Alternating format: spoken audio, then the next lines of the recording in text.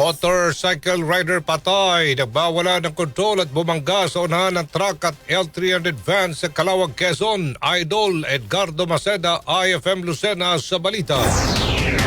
Patay ang isang motorcycle rider sa aksidente na nangyari sa kahabaan ng Marlica Highway south ng Barangay Doña Aurora, Calawag, Quezon. Ayon sa ulat ng Calawag Municipal Police Station, ang aksidente ay kinasangkutan ng isang aluminum wing van na minamaneho ni alias Leandro, L300 van na ang driver ay si alias Vinel at ang tsuper ng motorsiklo na si alias Yunel ng Caloocan City. Sa naging salaysay sa pangyayari, ang wing van ay binabaybay ang naturang kalsada patungong northbound pagsabot sa lugar ng aksidente sa bahagi ng pagbabayad ng daan. Ang motorsiklo na galing sa opposite direction naman ay biglang kinain nito ang linya ng truck hanggang mawalan ang rider ng control sa sinasakyan nitong motorsiklo at bumangga sa unahan ng truck matapos ay bumangga rin sa unahan ng L300 van. Nagresulta ng pagkasira ng mga sasakyan habang ang rider naman ay nagtamo ng pinsala at isinugod agad sa paggamutan. Makalipas ang ilang saglit ay namatay ang motorcycle rider. Patuloy pa rin sa pag-imbestiga ang mga kapulisan sa pangyayari. Kasama mo sa Araman Calabarzon and 106.3 IFM Lucena, Idol Edgardo Maceda. Tatak RMN. RMN Network News.